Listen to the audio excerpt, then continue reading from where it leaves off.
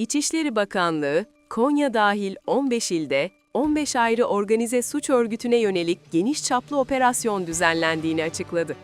Cumhuriyet Başsavcılıklarıyla Jandarma Genel Komutanlığı KAM, siber ve narkotik suçlarla mücadele birimlerinin koordinasyonunda gerçekleştirilen operasyonlarda 140 şüpheli yakalandı. Şüphelilerden 80'i tutuklanırken 49'u hakkında adli kontrol kararı verildi.